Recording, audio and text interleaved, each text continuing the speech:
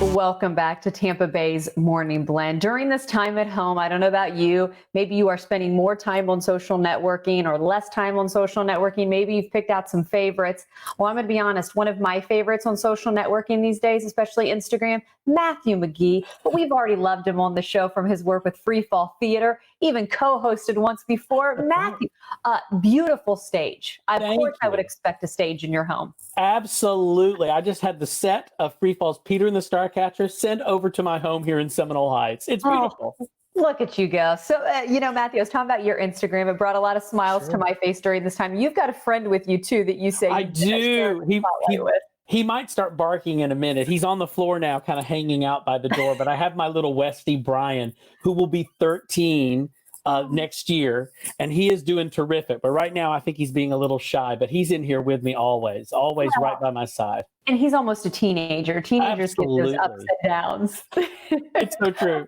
Well, Matthew, let's talk about Freefall Theater because you guys, I mean, like everybody, have had to think outside of the box and different ways to do anything. I've been using the phrase, the show must go on. Yes. And I know you've embraced that. Explain what digital offerings are out there so people can still enjoy Freefall. Absolutely. Like so many different theater companies across the nation and around the world, on March 15th, we had to cease operations due to CDC guidelines. And we knew it was the right thing to do for the safety of our patrons and our staff and our actors and performers.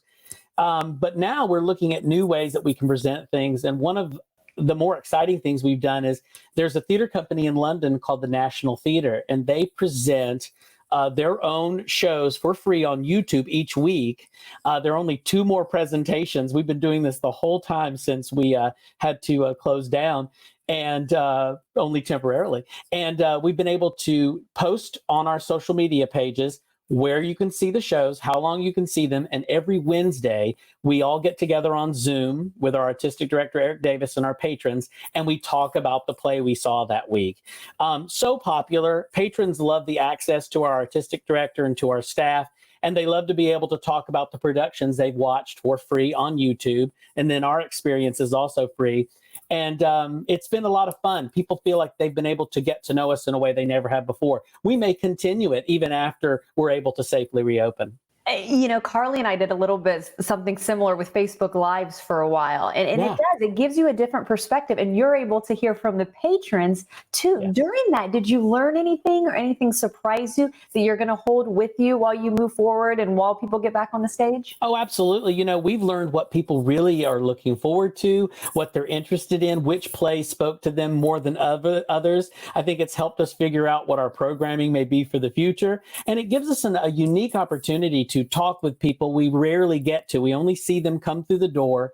And while we appreciate all of our patrons, this kind of personal experience that we can have with them is just something we were never able to do. So it's amazing how technology in a strange way brought us together. I know exactly what you mean. What are we taking a look at right now? So this was the last show we did right before. This was a hit show we did in the winter called Marie and Rosetta. And then right after that, we started a performance of a show called Lone Star Spirits, a hilarious comedy. And unfortunately, it only lasted for about 2 weeks before we had to, close the doors. Mm-hmm. So, it's interesting. Now, lots of this footage can be seen on our YouTube page, where we have an extensive collection of making of, featurettes, and trailers. We have 3- and 4-part documentaries by professional filmmaker here in Tampa Bay, Lee Simons, on some of our favorite shows that we've done. So using our YouTube page is a great way of kind of seeing what we're up to. We also have a new series called Outside the Box, where we send actors props and costumes from shows that they, brought life to, and we let them unbox it and they film their reaction, and we sort of give them these gifts of memories, and they just are loving it, and people are loving watching it. It's very uplifting. Oh, I bet. I want to get in your words because I know you're going to put it much better than I. But I feel like our team's always like, oh, what are you streaming? What are you watching? Our Netflix lists and everything may be a little diminished. What is it about theater that really is a release for people to enjoy? Maybe if they haven't been able to enjoy it a lot in the past before the pandemic. Absolutely. Theater is the one thing about virtual programming is it's a good thing to have right now as sort of a stopgap when you can't be in a room with other people. But the magic of it is getting everyone together to experience it at the same time. We are wanting to do that. And we really hope that people miss us. We've been presenting virtual programming, but we haven't done a ton of Zoom readings or Zoom plays because we know that that's something that we don't want people to not miss us. They'll never miss you if you never leave. So we want people to build up. We want people to really get excited about returning to Freeefall when it's safe to do so.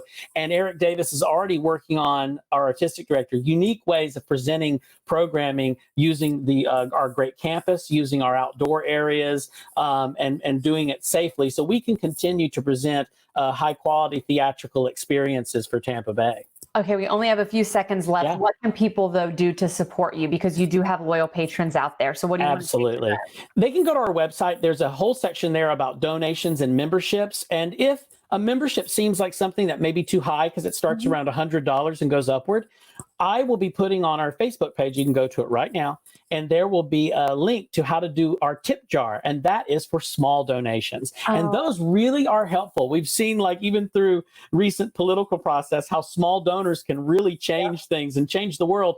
And in ways for Freeefall, if you're unable to really support us at that high level, consider donating a small gift to us. And believe me, it will be appreciated, and we need every bit of support we can get right now. Well, we appreciate you as always. Please continue with the fun Instagram posts. Again, I love them. And please go to Freeefall Theater. We just love you, and anything we can do to support you. We're glad that you're on the show today. Take care, absolutely. be well. Thank you. And we'll be back. I like that. And you know what? We'll be back too. It's so true.